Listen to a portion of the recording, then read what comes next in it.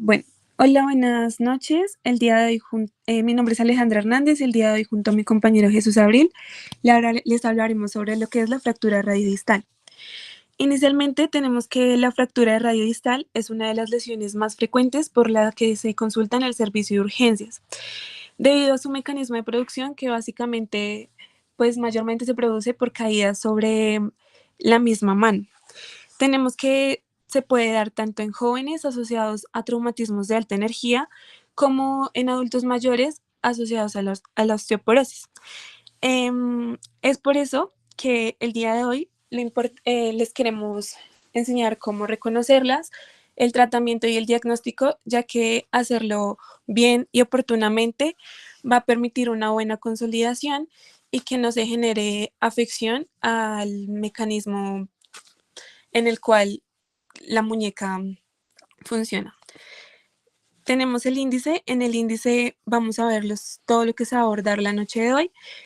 Vamos a iniciar con un repaso anatómico. Para esto mi compañero Jesús les va a explicar un poco sobre la anatomía de lo que concierne a esta fractura.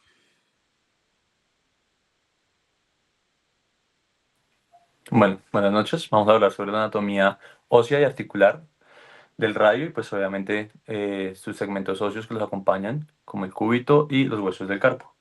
Entonces, principalmente debemos tener en cuenta que el cúbito está situado medialmente y el radio está situado lateralmente. El cúbito va a ser más largo, el radio pues va a ser un poco más corto. Bueno, están unidos por una membrana interósea, importante resaltar eso, pues que conforma una articulación fibrosa de tipo sindesmosis.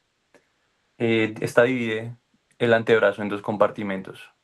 Va a ser uno anterior y uno posterior. El compartimento anterior pues va a tener los músculos flexores del carpo y pronadores. Y el compartimento posterior va a tener los músculos extensores del carpo y músculos supinadores. Bueno, distalmente, tanto el cúbito como el radio nos van a presentar apófisis estiloides. Y vamos a tener en cuenta en una vista dorsal que la articulación radiocubital distal es sinovial y también es y la articulación radiocarpiana es sinovial, biaxial, epsiloide, que pues comparte movimientos de flexión, extensión, abducción, aducción y circunducción. Bueno, es importante resaltar que en su parte distal el radio eh, articula con los huesos escafoides y semilunar.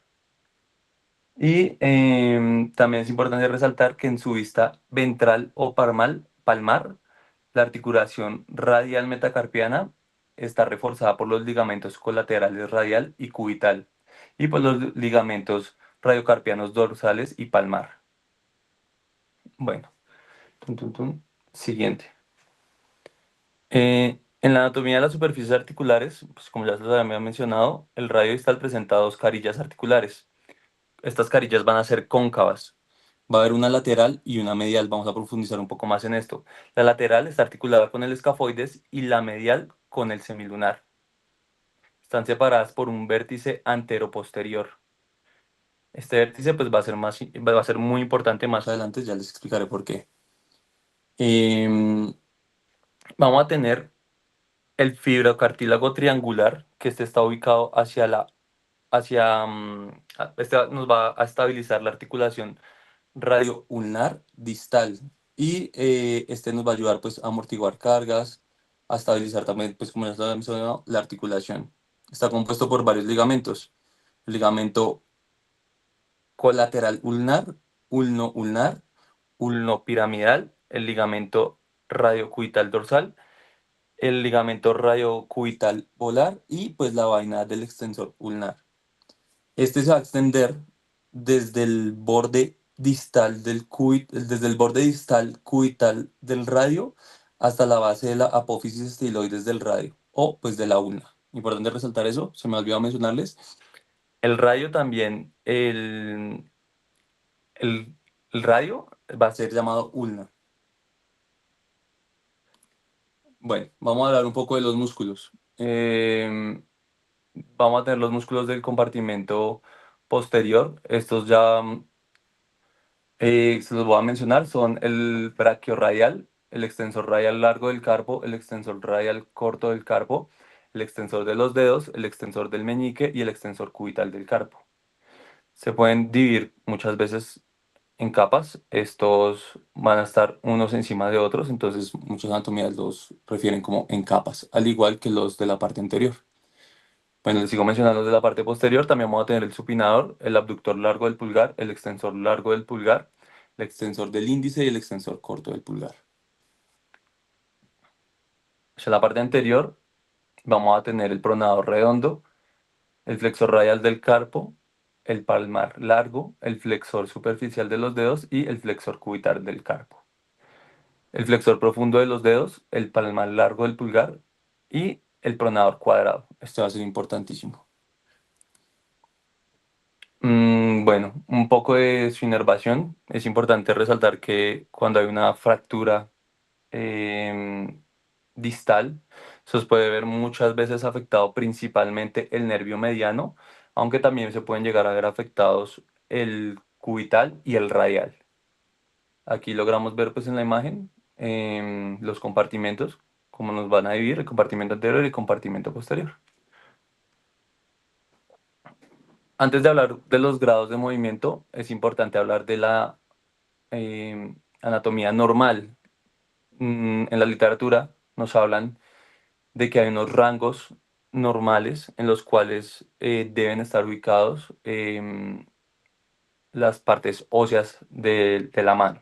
Entonces vamos a tener en cuenta que va a haber un punto M o una... Ah, bueno, perdón, antes de ubicar eso. No sé si logran ver una línea amarilla que divide completamente el radio. Vamos a tener una teoría pues de tres columnas, ¿sí? Importantísimos que van a estabilizar la mano. Esa teoría de tres columnas, esa teoría nos va a dividir el radio en dos. La primera columna, que va a ser la columna radial, que esta va a conformar la estiloides radial y la fosa escafoidea. La segunda va a ser la columna intermedia, que esta nos va a conformar la fosa semilunar y la escotadura sigmoidea. Y la tercera columna, que va a ser la columna ulnar, que nos va a conformar el cúbito distal y el fibrocartílago triangular. Bueno, importante resaltar que de las cargas, el 80% de la carga la va a recibir el radio y el 20% el cúbito. Y vamos a tener en cuenta el punto M. A partir de este punto vamos a trazar una línea completamente horizontal. Esta línea completamente horizontal se va a pasar a través del radio y del cúbito. A partir de ahí tenemos que formar un ángulo más o menos de 22 a 23 grados. Eso nos va a dar un índice frontal. Ese índice, esos grados son los que deben estar normalmente anatómicamente. Sin embargo, existe un rango aceptable, que es de 13 a 30 grados. Y es importante resaltar, se me olvidó mencionarles, el punto M está entre la cortical anterior y la cortical posterior. Después vamos a seguir con una altura radial.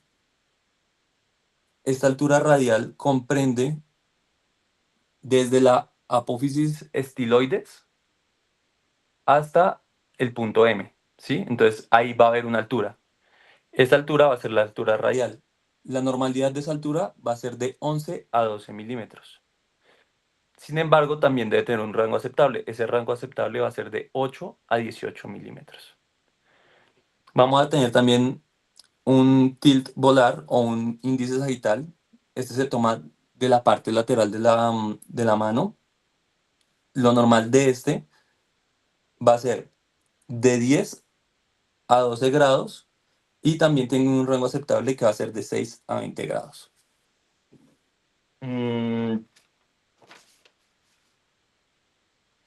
entonces, la varianza. La varianza es importantísima. La varianza es en el punto M, no sé si logran ver, es donde eh, vemos el radio y el cúbito.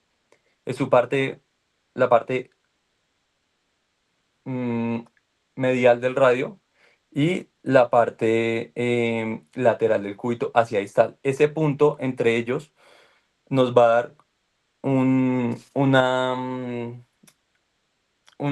una angulación normal, una varianza. Tiene que ser de 2 milímetros más, o sea, tiene que ser de cero. Sin embargo, puede ser de 2 milímetros más o menos, ¿sí? Para que sea normal, para que el radio no esté por encima del cúbito o viceversa. Bueno, vamos a tener los ángulos, bueno, los rangos de movimiento normales. Vamos a tener que el rango de movimiento hacia radial va a ser de 15 grados, arrancando desde neutro, y desde, desde neutro hacia cubital va a ser de 30 grados y en algunas literaturas puede variar. También vamos a tener que la flexión y la extensión, normalmente algunas literaturas lo categorizan de 90 grados ambas, sin embargo muchas también puede ser de 85 o de más. Esto puede depender de muchos factores. Puede ser también el factor genético si es mujer. Recordemos que las mujeres son mucho más flexibles que los hombres. Mm, y aparte de eso, del rango funcional normal, del rango normal de movimiento, vamos a tener un rango funcional. Entonces es importante resaltar que muchas veces no necesitamos el rango de movimiento completo pues para ser funcionales. Lo funcional lo tomamos como ejemplo, llevarnos una cuchara a la boca, poder comer, poder peinarnos.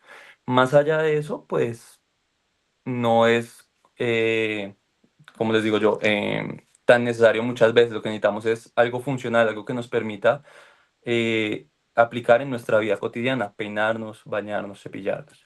Entonces vamos a tener que el rango normal hacia flexión va a ser de 80 a 90 grados, el rango funcional va a ser de 10 a 15 grados. Un rango de extensión normal va a ser de 80 grados, un rango funcional va a ser de 30 a 35 grados. Una aducción hacia radial, el rango normal va a ser de 20 grados, sin embargo el rango funcional va a ser de 10 a 15 grados. Una aducción hacia cubital va a ser normal de 35 grados, sin embargo, un rango funcional va a ser de 20 a 30 grados. Un rango normal en pronación va a ser de 80 grados y un rango funcional va a ser de 50 grados. En la supinación también va a ser un rango normal de 80 grados y el rango funcional va a ser de 50 grados. Bien, en cuanto a la epidemiología, tenemos que las fracturas de radio distal constituyen una de las fracturas por las que se consulta más frecuentemente en el servicio de urgencias y representan aproximadamente entre el 12 y el 18% de todas las fracturas. También tenemos que presenta una distribución bimodal, lo que quiere decir que en jóvenes se asocia a traumas de alta energía. ¿Qué es un trauma de alta energía? Ejemplo, un accidente automovilístico, una lesión generada al practicar algún deporte o una caída de una altura considerable. Mientras que en adultos mayores, especialmente, se asocia a mujeres posmenopáusicas. Esto debido a que las mujeres posmenopáusicas disminuyen el pico de estrógenos, lo que hace que se genere menos masa ósea, generando osteoporosis.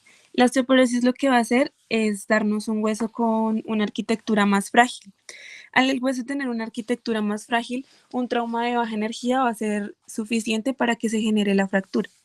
Un trauma de baja energía en este caso va a ser, digamos, están trapeando en la casa y se resbaló y se cayó y puso la mano, ahí se puede generar la fractura. No necesita de algo que venga con mucha velocidad, mucha fuerza o una caída de una altura considerable. Ocurren principalmente en un hueso metafisario osteoporítico, por lo que les digo que tiene menos estabilidad, lo que lo hace más frágil y susceptible a cualquier tipo de fractura, sin que tenga pues que haber un traumatismo severo. A continuación vamos a hablar sobre los patrones clásicos y la clasificación de la fractura radiodistal. Tenemos que una de las más vistas o la que más se presenta con frecuencia es la fractura de Coles. Es la más frecuente en cuanto al radiodistal y se produce por Fuchs, que es un mecanismo en donde la muñeca va a estar en extensión o en dorsiflexión. Aquí la carga axial combinada con la extensión va a provocar que el fragmento distal del radio se desplace hacia dorsal y de ahí hacia radial. Este desplazamiento va a explicar la deformidad clásica que vamos a poder apreciar en los pacientes, que se conoce como dorso en tenedor, pues debido a que es un mal unión que se puede ver literalmente con la forma de un tenedor. Esta fractura se suele consolidar porque el radio tiene una buena vascularización, con frecuencias inestables también. El principal problema aquí no es la falta de consolidación, sino que se consolida en mala posición y genera el mal unión en forma de dorso de tenedor y puede generar un acortamiento radial, alteración del eje de la muñeca y una limitación funcional. Debido también a que una lesión nerviosa asociada comúnmente es la compresión del nervio mediano, lo que en algunos casos puede generar afección al síndrome del túnel carpiano y adormecimiento en el pulgar, el índice y en el dedo medio. Tenemos ahora la fractura de Smith. ¿Puedes pasarle a diapositiva? Bueno, aquí podemos ver una mnemotecnia para la fractura de Coles, en la cual básicamente va a mostrar cómo es el proceso. Entonces tenemos que Dora su media extensión larga.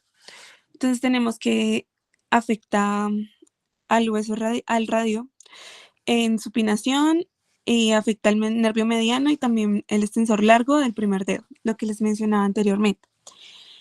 Ahora sí vamos a hablar sobre la fractura de Smith.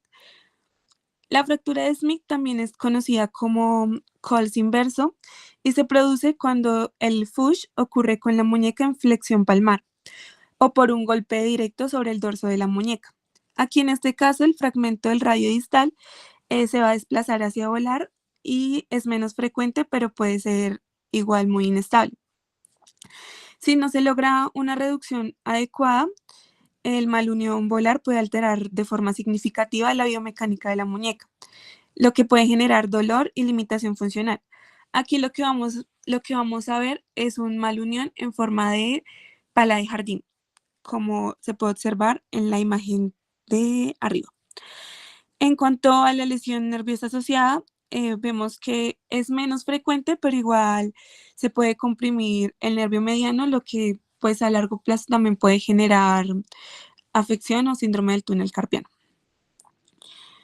Tenemos la fractura de Punch, que corresponde a una fractura intraarticular. Se produce por un mecanismo de compresión axial y también es generalmente asociada a un FUSH con la muñeca, pero esta vez la muñeca va a estar en posición neutra o ligeramente extendida. Aquí la fuerza se transmite directamente al carpo y el hueso semilunar impacta a la fosa semilunar del radio, lo que va a producir un hundimiento de la superficie articular. Aquí es importante que en este tipo de fractura el problema no es solo la consolidación, sino el mal unión articular, que puede también alterar la congruencia de la superficie radiocarpiana. Y digamos que la principal problemática es que puede promover a una artrosis postraumática. Aquí la lesión nerviosa asociada también es infrecuente o rara, pero se puede comprimir el nervio mediano, pero ya en casos muy graves y puede afectar a hacer síndrome del túnel carpiano. Tenemos la fractura de Barton, que en la fractura de Barton es una fractura intraarticular asociada a una fractura de luxación radiocarpiana. Aquí esta se produce por una carga axial combinada con fuerzas de cizallamiento. Generalmente la muñeca se va a encontrar en una marcada extensión. Aquí el fragmento articular del radio se va a desplazar junto con el carpo y va a generar una inestabilidad radiocarpiana importante. En este tipo de fractura, el riesgo de malunión o inestabilidad es persistente si no se logra una reducción anatómica, por lo cual va a requerir de un tratamiento quirúrgico. Aquí podemos encontrar que una de sus complicaciones es la inestabilidad radiocarpiana, la rigidez articular y la artrosis postraumática. Como vemos como un denominador, una lesión nerviosa asociada es la compresión del nervio mediano.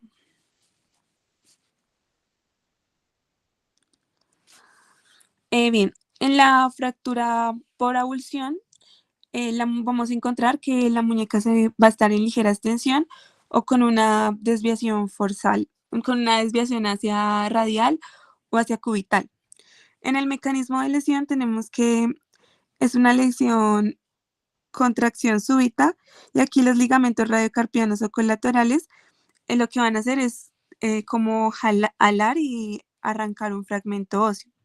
Este fragmento óseo va a ser desplazado hacia la dirección del ligamento que lo traccionó. Y el desplazamiento va a depender mucho de la fuerza que haya usado el ligamento. Una lesión nerviosa asociada es la lesión del nervio radial, aunque es muy poco frecuente. Como complicaciones tenemos la inestabilidad en el carpo, la lesión del complejo fibrocartílago triangular y un dolor crónico, que en esta lesión va a ser como el que marca el diferencial en cuanto a las otras fracturas. Por último, tenemos las fracturas por alta energía o combinadas. Aquí la muñeca generalmente va a estar en extensión, pero a diferencia de los otros tipos, se va a encontrar con una carga axial. Esta carga axial puede ser variable y puede estar combinada con extensión y rotación.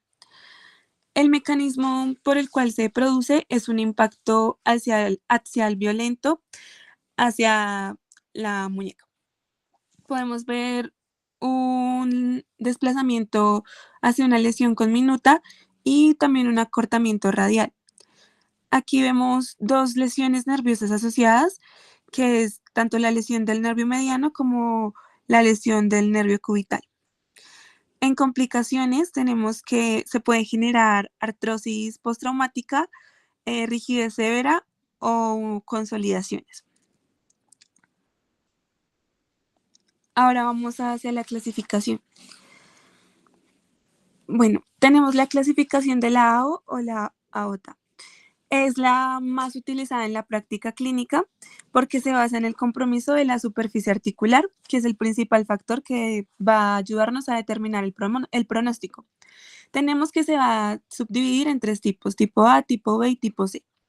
Encontramos en el tipo A las fracturas extraarticulares. Estas no van a comprometer la superficie articular, sin embargo, su principal riesgo es la malunión metafisiaria, que puede generar un acortamiento radial y a la vez una alteración del eje.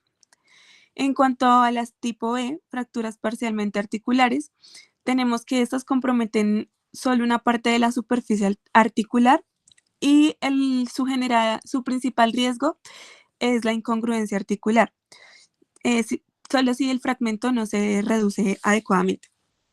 Tenemos las tipo C, que son fracturas completamente articulares. Aquí toda la superficie articular va a estar comprometida y se va a separar de la diáfisis.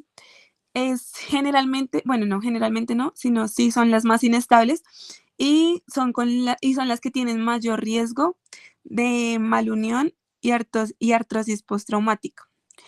Aquí algo muy importante es que a mayor compromiso articular va a haber mayor riesgo de malunión y a su vez un peor pronóstico funcional.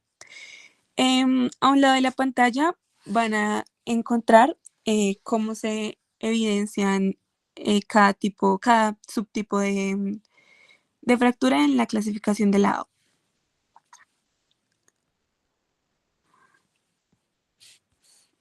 Bien, ahora tenemos la clasificación de Frickman. Este es un sistema menos usado y es un poco más extenso. Entonces aquí en la clasificación de Frickman vamos a ver que es una clasificación anatómica. Y aquí lo que nos va como a dictar es que se va a identificar qué articulación está comprometida y si existe o no una fractura de estiloides cubital. Esta generalmente evalúa 3 elementos, los cuales van a ser compromiso de la articulación radiocarpiana, el compromiso de la articulación radiocubital distal y la presencia o ausencia de la fractura de estiloides cubital. Con base a esto y combinándolos, se va a dividir en 8 tipos. Tenemos que los tipos impares van a corresponder a fracturas sin compromisos del estiloides cubital y los tipos pares a fracturas con compromiso de estiloides cubital. Entonces tenemos que el tipo 1 es una fractura extraarticular del radio distal sin compromiso del estiloides cubital.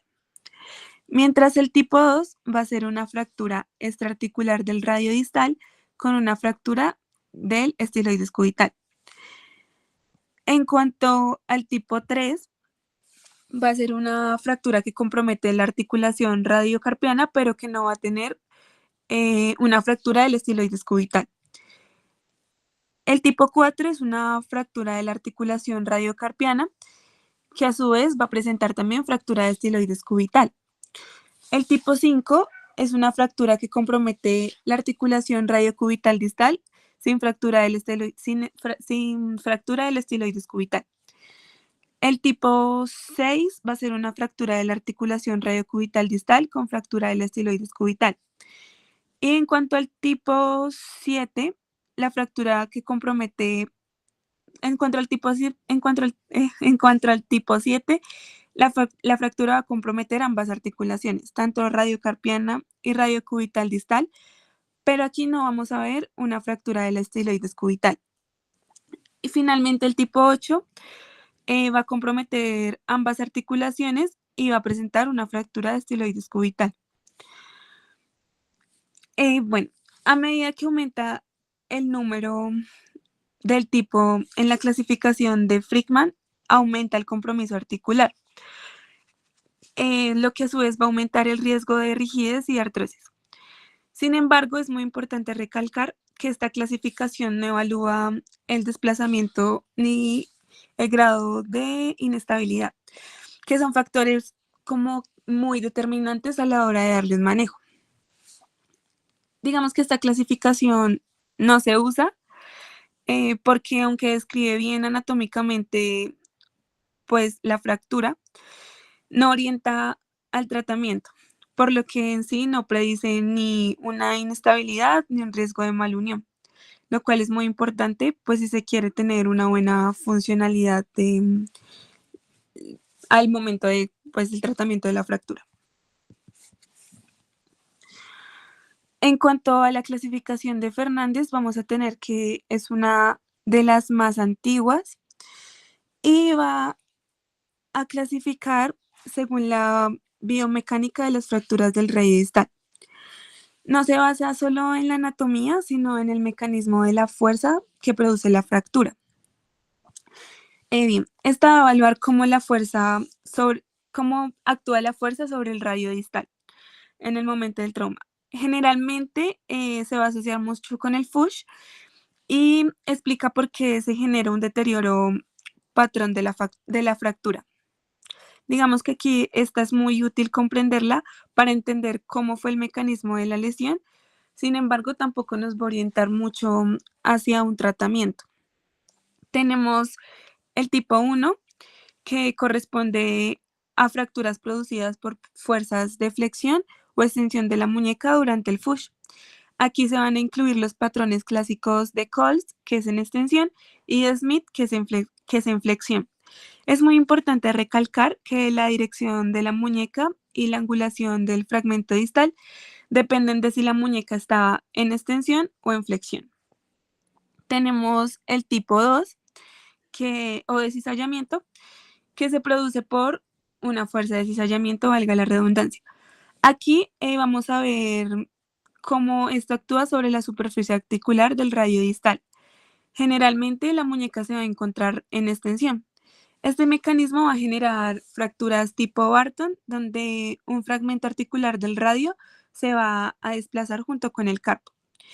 Son, es muy importante aquí que son fracturas generalmente van a ser fracturas muy inestables debido al desplazamiento articular que ocurre.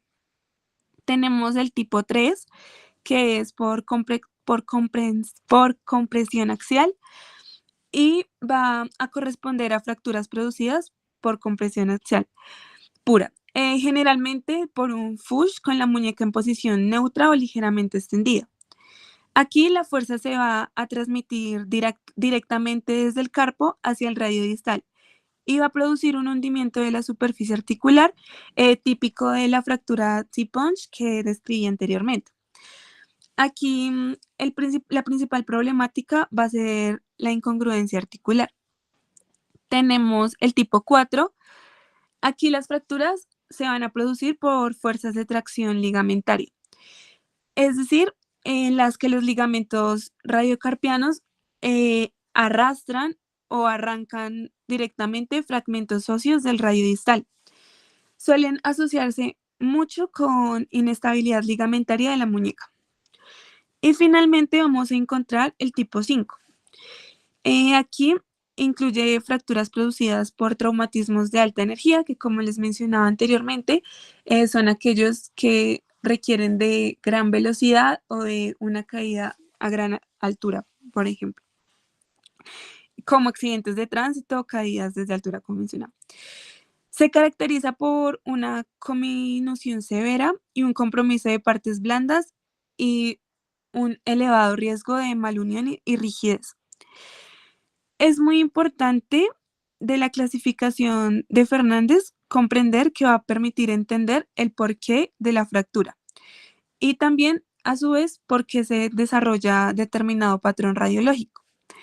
Sin embargo, como les mencionaba al principio, no va a evaluar de forma directa el compromiso articular, la estabilidad ni el desplazamiento, que son, digamos, factores fundamentales que nos van a ayudar a un buen manejo. Como manifestaciones clínicas, evaluación y diagnóstico, tenemos, bueno, inicialmente las manifestaciones clínicas, que va a ser un dolor inmediato en la muñeca tras el trauma, un edema, deformidad visible, que en deformidad visible podemos verlo, digamos, en la fractura de Coles o en la de Smith, que se van a ver malunión en forma de pala de jardinero y de dorso de tenedor. También limitación funcional si no es tratada a tiempo y pueden generarse parestesias distales o hormigueo cuando existe un compromiso a nivel nervioso. En evaluación clínica, entonces va a ser muy importante la semiología y se va a realizar una inspección y una palpación del radio distal, lo que a su vez va a valorar la movilidad o el rango de movimiento que aún presente la muñeca y una evaluación neuromuscular, prestando especialmente atención al nervio mediano, que pues como veíamos en la clasificación de las fracturas es el que generalmente se ha afectado en casi todos los tipos de fractura. Y también se va a evaluar el estado vascular. Como diagnósticos tenemos radiografías simples de muñeca con proyecciones anteroposteriores y lateral, que nos va a permitir ver pues el desplazamiento óseo que ha ocurrido o en sí la fractura. Y pues el compromiso articular. En cuanto a la tomografía, ya es como un nivel, o sea, ya si la fractura está extremadamente grave y se reserva para fracturas intraarticulares o fracturas complejas.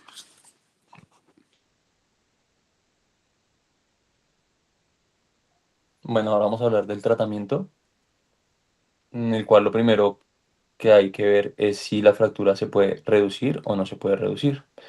En caso de que se pueda reducir, se debe realizar una tracción, o sea, primero tomamos con las dos manos el área de la fractura, traccionamos e intentamos reacomodar como si fuera una bisagra. Jalamos y intentamos reacomodar. Dependiendo de eso, vamos a mirar si es viable esa, esa reducción que se hizo o si puede pasar a cirugía.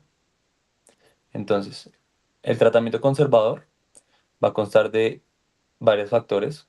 El primero, indicar si la fractura es estable, intra o extraarticular, si es desplazada o no desplazada y que sea viable su reducción. Parámetros por reducción aceptables para ver si vamos a cirugía o no vamos a cirugía. Y se va a realizar una inmovilización con un yeso braquipalmar. Después de la inmovilización, esta va a llevar de 6 a 8 semanas, pero importante va a ser llevar un control de esa inmovilización y de esa fractura cómo va. Entonces el seguimiento van a ser radiografías semanalmente durante 3 a 4 semanas.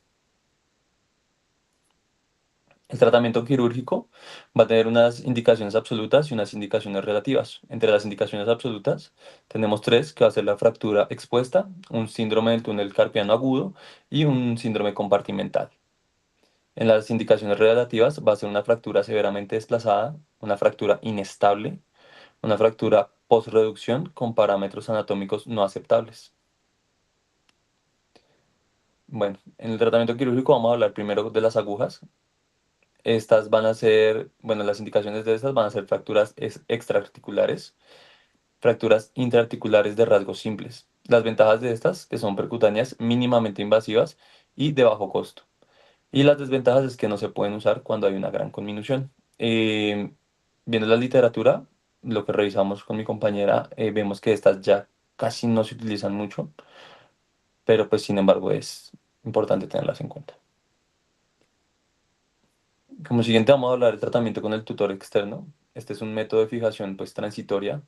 Sus indicaciones van a ser una conminución de alto grado, un politrauma, una gran contaminación y una mala cobertura de partes blandas. Mm, para este vamos a tener unos chants. Los chants van a ser como unos clavos, si vemos en la imagen en la parte derecha. Em, Estos clavitos se van a insertar en,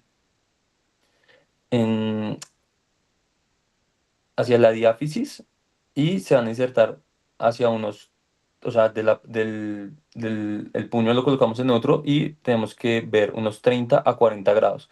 Ahí se van a insertar. ¿Qué pasa si no se insertan en ese ángulo? Puede generar una fractura y pues esa fractura va a tener varias complicaciones. Mm, Importante, van a ser dos chants, uno más distal y otro más proximal. La colocación de estos chants distales van a tener primero una flexión del metacarpo del metacarpo y se van a colocar obviamente en el segundo. ¿Y por qué? Porque esto va a desplazar los tendones hacia cubital. Bueno, como siguiente vamos a tener los chants proximales. Estos chants proximales se van a colocar en el radio, pero se van a colocar con cuidado y se colocan entre los tendones de los músculos abductor largo del pulgar y el extensor corto del pulgar. Mm, este tutor externo puede tener unas complicaciones. Dentro de ellas va a ser tres principales, que va a ser la lesión de los tendones extensores, la lesión de la rama superficial del nervio. Bueno, los tendones extensores va a ser más hacia proximal de los músculos que les acabo de mencionar, del abductor largo y del extensor corto del pulgar, de lesión de los nervios de la rama radial hacia distal, hacia el nivel de los chants distales, y fractura del segundo metacarpiano. Ah, bueno, importante resaltar aquí, muchas veces, si ustedes observan la imagen de la derecha, el radio donde fue la fractura se deja quieto, ahí no hay ningún material em, que se coloque, sino lo que pasa es que se coloca la muñeca en una posición y lo que pasa es que ciertos ligamentos pueden ir reacomodando las partes óseas que se vieron alteradas en la caída y que se fracturaron. Entonces esos ligamentos al generar ciertas tensiones van a ir reacomodando toda la estructura ósea. Vamos a hablar del tratamiento quirúrgico también con spinning plate. Este es un método de fijación interna pues transitorio. Si bien pues deja rígida la mano, se utiliza en gran conminución con baja posibilidad de reconstrucción y lesión de ligamentos radiocarpianos. Este también lo que investigamos con mi compañera es que muchas veces se utiliza en pacientes que necesitan utilizar bastón, que necesitan poder utilizar su miembro superior con rapidez. Y el tratamiento gold estándar para la fractura radiostal, que va a ser la placa volar bloqueada. Esta está completamente indicada en fracturas inestables, en fracturas de Barton, de Punch, de conminución dorsal o volar, acortamiento radial menor a 5 milímetros y un desplazamiento de una reducción cerrada. Están contraindicados completamente en infecciones. Bueno, las lesiones asociadas a las fracturas radiodistal, vamos a tener una fractura del astiloides cubital, una fractura de huesos del carpo, entre ellos va a ser el piramidal, semilunar y escafoides. Lesión de fibrocartílago triangular, pues asociada a fracturas de la base del estiloides cubital, lesiones del ligamento interóseo escapular y lesiones de ligamentos y ya. Bueno, complicaciones. Vamos a tener unas complicaciones agudas y unas complicaciones crónicas. Las complicaciones agudas vamos a tener el síndrome del túnel carpiano agudo, el síndrome compartimental y dentro de las crónicas va a ser el síndrome de dolor regional complejo, una artrosis, limitaciones al movimiento y pues pérdida de la fuerza. En conclusión, pues tenemos que las fracturas de radio distal son fracturas complejas, pues con alto riesgo de secuelas funcionales. También que las fracturas extraarticulares tienen mejor pronóstico que las intraarticulares. La rehabilitación temprana y supervisada pues es esencial para la recuperación funcional del paciente. La edad del paciente y la calidad ósea son factores que repercuten influyentemente sobre el resultado final de la intervención y pues de la funcionalidad. Gracias.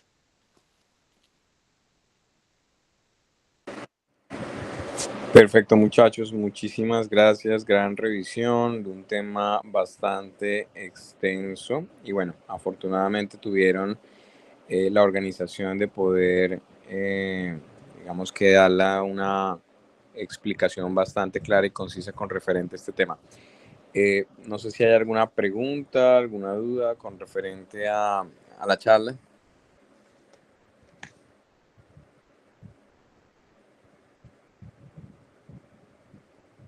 De las personas conectadas, dudas, inquietudes. Profe, buenas noches, doctor. Doctor, yo tengo una pregunta. Claro, cuéntame. Doctor, en las fracturas pues no hablaron de esa parte, pero pues de los metacarpianos a largo plazo, ¿puede generar algún tipo de manifestaciones? O si se hace una intervención, por ejemplo, como en 10 años, ¿puede tener algún tipo de manifestación? En cuanto a fracturas de metacarpianos, ¿me dices? Sí, sí, señor. Sí, pues bueno, las fracturas de los metacarpianos obviamente tienen un comportamiento diferente a las fracturas de radiodistales. Los criterios quirúrgicos de las fracturas de los metacarpianos cambian completamente, inclusive desde el primero al quinto metacarpiano. Y si tú no manejas adecuadamente o tratas de alinear la configuración original del metacarpiano después de la cirugía o de pronto si le das un manejo ortopédico y no tiene algo muy parecido a lo que estaba antes de la fractura, tiende a tener algunos problemas de la funcionalidad de la mano. Si el metacarpiano queda un poco más corto, puede perder brazo de palanca y puede perder fuerza en el cierre del embudo de la mano. ¿Sí? Cuando nosotros agarramos algún objeto con la mano, hay como un embudo que se da donde la parte más estrecha del embudo es el quinto dedo y la parte más amplia es el pulgar y el dedo índice. Entonces, cualquiera de estas alteraciones, si hay un acortamiento, si hay una alteración rotacional del metacarpiano, puede afectar la orientación y de paso la funcionalidad del dedo. Entonces, claro, las fracturas de metacarpianos tienen consecuencias a mediano y largo plazo en cualquier tipo de pacientes. Por eso las fracturas de la mano son de cuidado. Hay que analizarlas muy bien cuando se tienen, y según los criterios quirúrgicos, que son diferentes obviamente el de las fracturas de radio distal, se definen si son de manejo quirúrgico o de manejo ortopédico. Bueno, Doc, muchas gracias. Dale, ¿qué otra pregunta para todos los muchachos que están conectados? ¿Hay alguna pregunta, alguna duda? Si alguno de ustedes tuviese una caída como las que mostraron en la presentación, donde uno cae sobre la mano en extensión, ¿sería solamente necesario tomarle una radiografía de muñeca, o ustedes considerarían tomar alguna otra radiografía adicional a ese traumatismo cuando el paciente cae y pone la mano como en extensión? ¿Qué dice por lo menos los expositores? Jesús. Doc, pues también es importante ver si sufrió alteración el hombro. Recordemos que esta es una articulación pues inestable de una otra forma, lo tiene pues más que todos los ligamentos.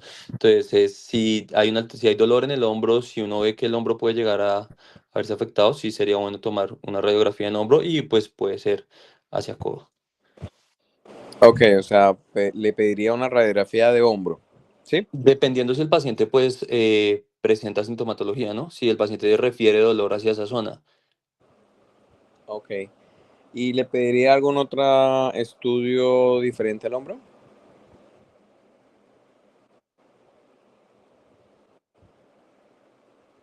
¿Qué dicen? Por acá me estaban escribiendo. No alcancé a ver la respuesta de los muchachos. Pues yo creo que se podría tomar primero como una lateral y una, digamos, de frente. Entonces, o una, bueno, una posterior anterior. Y digamos, uno ve que hay, digamos, mayor diferencia entre la articulación radiocubital, o hay alguna avulsión que pueda indicar que, por ejemplo, hay alguna lesión del carpo, o Ujú. pues ya uno pensaría como en una tomografía, pero creo que solo se tomaría cuando tienes algo como mayor distancia entre la articulación radiocubital, o algo que te haga pensar que hay como un compromiso intraarticular. Sin embargo, no sé si se pasarían por alto algunas lesiones intraarticulares que pues no se notarían tanto en una radiografía como en un TAC. Ok, muy bien. Si tú sospecharas que de pronto con ese mecanismo del trauma pudiese haber una afección de los huesos del carpo, ¿cómo crees tú que lo podrías ver clínicamente? ¿Cómo crees tú que los podrías sospechar antes de pedirle una radiografía? Doc, pues también podrías lesionarse el escafoides. Recordemos pues que el escafoides es el más importante, porque es hacia la línea del escafoides es donde nosotros cerramos los dedos. Entonces, si hay una fractura del escafoides, esa línea que conservan los dedos cuando se cierran se perdería. Entonces, nuestros dedos de las manos se irían hacia cualquier lado, y es importante recordar que el escafoides no consolida solo. Ahí tocaría hacer también cirugía. Ok, sí, las fracturas del escafoide son importantes. Clínicamente ustedes pueden saber muy bien si hay alguna posible lesión. Es con dolor en una zona que se llama la tabaquera anatómica. De pronto, si ustedes recuerdan un poco su anatomía, hay una estructura que está a nivel de la base del pulgar, ¿sí? Principalmente en la parte dorsal de la mano, ¿sí? Donde ustedes puedan tocar en esa zona, y si hay presencia de molestias, dolor en esa área, probablemente pues en un contexto de una caída con la mano en extensión y demás, probablemente puede haber alguna lesión a nivel del escafoides. Ahora, el escafoides no todas se operan. Dependiendo del área del escafoides donde se lesionó, puede generarse dificultades para que consolide, inclusive puede producir una cosa que se llama necrosis avascular. Pero bueno, es un tema un poquito más complejo, pero digamos que es importante que lo puedan sospechar. Si el paciente, además de eso, manifiesta no solamente dolor en la muñeca y en la tabaquera anatómica que les estoy comentando, manifiesta dolor en el codo, ¿qué pensarían ustedes? De pronto una fractura de olecranon no asociada. Una fractura de olecranon. ¿Quién da más? Está bien, sí, puede ser una opción, claro que sí. ¿Qué otra cosa pensarían ustedes que puede pasar en ese traumatismo?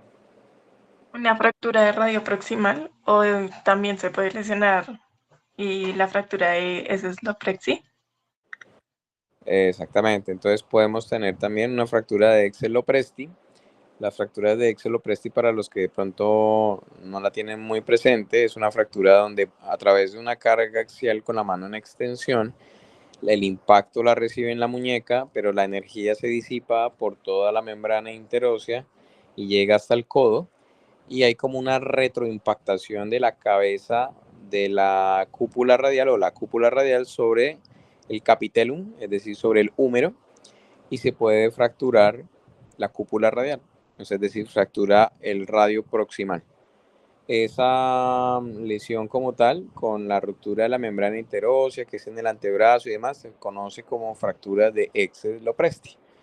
Así lo pueden conseguir en internet si los quieren revisar ahorita.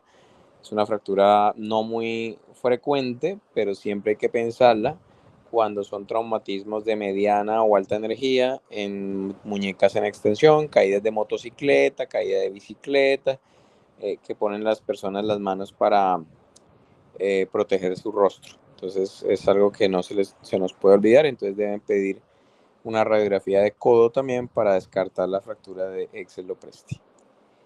Listo. ¿Cómo inmovilizan una fractura de radio distal? ¿Cómo creen?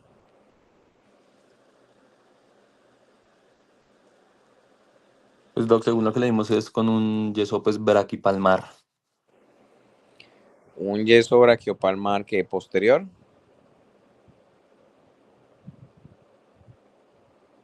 Mm, pues El posterior.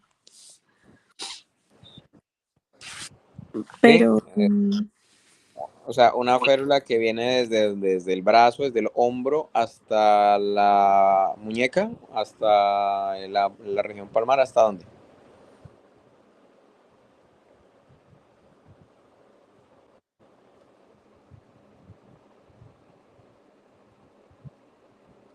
Eso, entonces por acá Diego nos comentaba que una pinza de azúcar. ¿Ustedes qué opinan?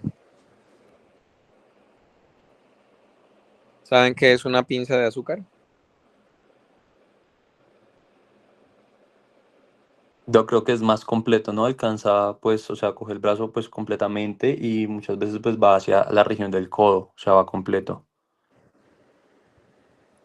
Por eso, entonces pensarían, bueno, levanten la manito las personas que están conectadas que creen que es una pinza de azúcar.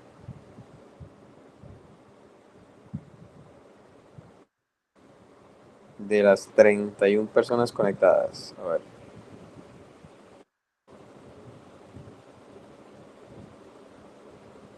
Listo. Solo 8 personas. Listo. Entonces pueden bajar la manito.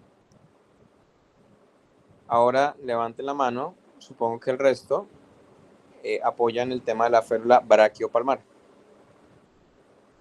¿Quién levanta la mano?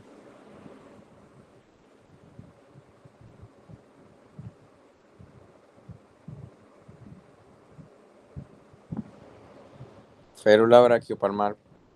¿Ninguno levanta la mano?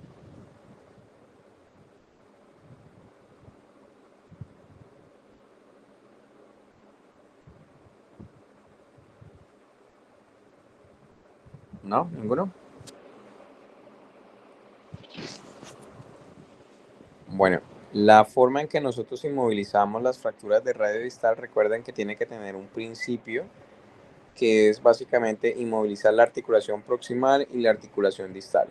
Si nuestra fractura es en la articulación radiocarpiana, ¿cierto? Porque se fracturó el radio distal, debemos inmovilizar la articulación más proximal del radio del cúbito, que es básicamente la articulación radiocapitelar y húmero-cubital, es decir, hay que movilizar parte del codo, ¿de acuerdo? Entonces, pero recuerden que las férulas braquiopalmares van posteriores y la mano está en neutro, es decir, el dedo gordo de la mano, o sea, el pulgar, va mirando hacia el techo, hacia el cielo. Entonces, realmente lo que va a inmovilizar la férula braquiopalmar es el cúbito, ¿sí? Poco va a inmovilizar el radio. Entonces, cuando nosotros tenemos una fractura de radio distal, la inmovilizamos con una férula pinza de azúcar, que es básicamente una férula que viene desde la palma de la mano, se va por toda la región palmar, le da la vuelta al codo y regresa hacia la muñeca, pero por la parte dorsal, como una pinza de azúcar, como una pincita que utilizábamos antes para echarle los cubitos de azúcar al café, tal cual. Entonces, por eso se llama pinza de azúcar o férula de coaptación. Es la férula que utilizamos para este tipo de inmovilización, este tipo de fracturas, ¿vale? Entonces, pincita de azúcar para las fracturas de radio distal. Listo. No sé, ¿qué preguntas tienen, muchachos? ¿Los expositores en algún momento alcanzaron a leer algo sobre los criterios de Lafontaine o Lafontaine?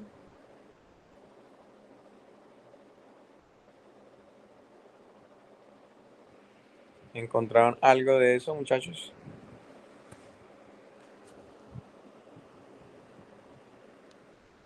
Doc, alguna vez sí. Es como para la inestabilidad de la fractura. Sí, así es. También mencionaba algo como de que permitía identificar el riesgo, pues como mencionaba mi compañero, de la inestabilidad y también para mirar sobre si había la pérdida de como de la reducción del movimiento tras un tratamiento conservado. Bueno, los criterios indican algo de inestabilidad y la inestabilidad en la muñeca indica cirugías. Entonces, la idea es que ustedes puedan reconocer los criterios de Lafontaine, que son unos criterios, digamos que clásicos, para poder saber si ustedes frente a esa fractura que van a ver en una radiografía, tiene indicación quirúrgica o no. Por ejemplo, si tiene la angulación de la carilla articular hacia dorsal mayor de 20 grados, pues indicativo de cirugía. Inclusive lo comentaron ustedes cuando hablaron de la ley, las medidas. Eso se llama la ley del 11-11-22, para que no se les olvide, que son los 11 milímetros de altura, 11 grados de inclinación palmar y 22 grados de inclinación radial en cuanto a la articulación radiocubital distal. Entonces, esa ley de 11-11-22 es un parámetro para que no se les olvide, pero que está incluida dentro de los criterios de Lafontaine para el manejo de cirugía de estos pacientes. Si el paciente tiene, por ejemplo, un adulto mayor, si el paciente tiene afectación si él tiene una fractura articular con un gap mayor de 2 milímetros, si el paciente tiene una fractura asociada al cúbito, ese tipo de criterios nos indican que el paciente necesariamente debe ser llevado a cirugía, ¿sí? Y según la clasificación que ustedes le den, que habitualmente hay muchas, la de Friedman, la de Melón, la de Fernández, la de la AO Trauma, habitualmente usamos la de la AO Trauma y la de Fernández, que son como las más mundialmente conocidas, definimos cuáles pueden ser las opciones de manejo quirúrgico. Por ejemplo, si es una fractura extraarticular que solamente es metafisaria, como la de Coles o la de Smith, pueden en algún momento requerir solamente una reducción cerrada y una fijación percutánea con unos clavos de Kirchner, ¿sí?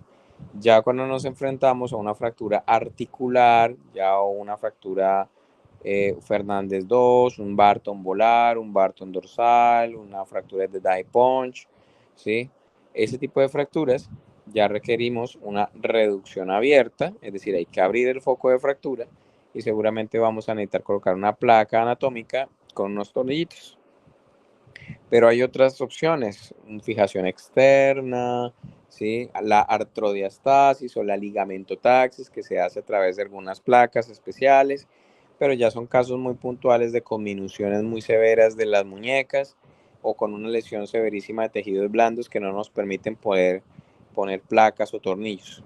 Habitualmente nuestros arsenales siempre son las placas y los clavos, pero pues eso lo definimos según la clasificación que ustedes tengan de Fernández, o qué es lo que habitualmente, o la de la AO trauma o la OTA para este tema, ¿vale? Entonces ahí es importante que no se les olvide los criterios de la Fontaine y recordar la ley de los 11-11-22.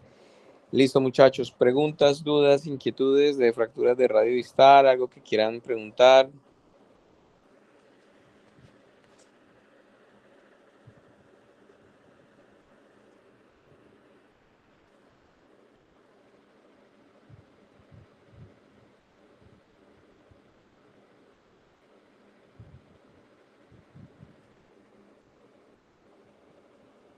Diego, cuéntanos.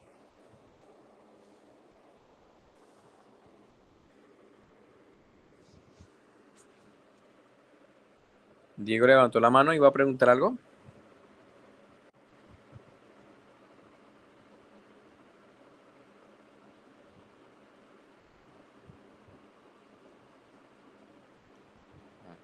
Bueno, entonces Diego, si no nos puedes hablar, escríbenos por acá un mensaje, la pregunta que tengas.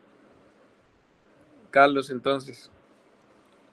Doc, yo tengo una duda. Respecto al procedimiento quirúrgico, hay que hacer una desinserción del pronador cuadrado. No sé si hay alguna repercusión a futuro para estos pacientes. Yo he visto que en el momento del procedimiento, pues no le hacen la respectiva miorrafia. Entonces, no sé si hay alguna repercusión en el momento de la pronosupinación o la rehabilitación de estos pacientes. Gracias. Sí, habitualmente cuando nosotros hacemos unos abordajes, el abordaje que más utilizamos en fracturas de radio distal se llama el abordaje de Henry o Henry modificado, que es un poquito más centrado, ¿sí? Entonces, habitualmente nos metemos entre el flexor capiradialis y el supinado largo. Entramos y lo que encontramos antes de llegar a la fractura, ya cuando hemos pasado por todos los planos intermusculares, es llegar al músculo pronador cuadrado. Habitualmente lo que hacemos es incidirlo y digamos que de esa forma llegamos al músculo. La recomendación, por supuesto, siempre es tratar de respetar un poco esa anatomía y después de que ustedes hayan hecho la reducción abierta y la fijación interna con la placa, tratar de repararla.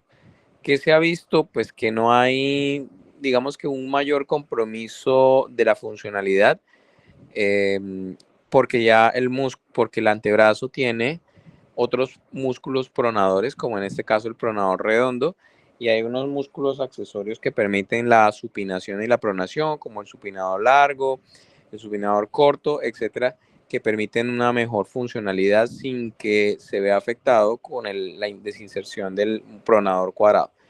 La recomendación siempre es tratar de repararlo si es posible, y eso es lo que hemos tratado de hacer últimamente en las últimas técnicas de repararlo, o en su defecto de hacer técnicas mínimamente invasivas donde no tenemos que hacer desinserción completa del pronador cuadrado, sino poder levantar con un elevador de periósteo y con un free, que es una palita que utilizamos en cirugía, para poder meter la placa por debajo del pronador cuadrado y no tener que llegar a desinsertarlo. Eso es una opción. Sobre todo cuando son fracturas que no son tan articulares o que son de fragmentos muy pequeñitos distales. Entonces, pero sí, tratamos en estos momentos de conservar lo que más se pone al pronador cuadrado, aunque si no se puede, pues no pasa nada. Digamos que la funcionalidad no se ve tan comprometida. Gracias, Doc.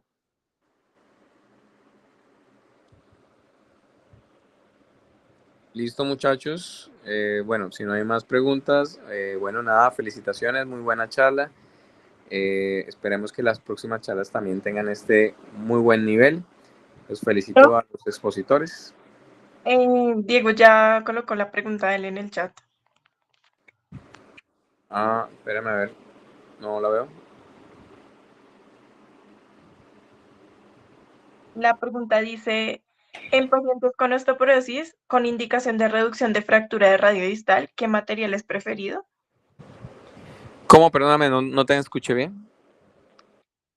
Voy. Dice, en pacientes con osteoporosis con indicación de reducción de fractura de radio distal, ¿qué material es preferido? Bueno, normalmente cuando se tiene una mala calidad, o sea, un mal stock óseo, siempre tratamos de utilizar placas bloqueadas. Entonces, tratamos de utilizar placas LCP, ¿sí? Que son un sistema de anclaje de los tornillos que van bloqueados, que van engranados a la placa y de cierta forma nos dan estabilidad. La ventaja en estos momentos es que la mayoría de las placas de radio distal que se manejan en el mercado en Colombia, todas, casi sin excepción, tienen ese sistema LCP, independientemente si es una persona joven o si es una persona adulta mayor.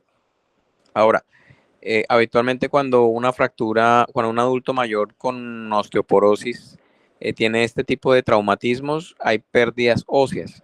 Entonces, dentro del arsenal que pedimos para la cirugía, además de la placa bloqueada de radio distal, podemos pedir injertos óseos, corticoesponjosas, para poder recuperar un poco la anatomía y poder reemplazar esa pérdida ósea que se dio con el mecanismo del trauma y tratar de recuperar lo que más se pueda la anatomía original de la muñeca.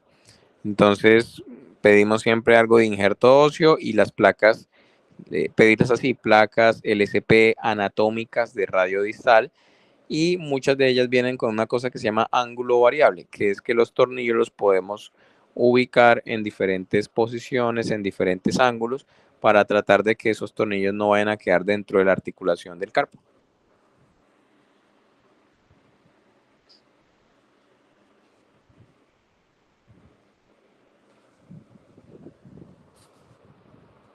Listo, perfecto.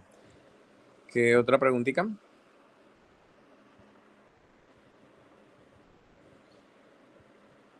Listo, muchachos. Entonces, nada, los felicito. Muy bien, excelente tema. Si tienen, bueno, estamos muy al pendiente de otras actividades que tenemos con el semillero. Y bueno, si no hay más preguntas, pues entonces nos vemos en una próxima reunión, ¿vale? Que tengan una feliz noche. Gracias, Doc. Feliz noche.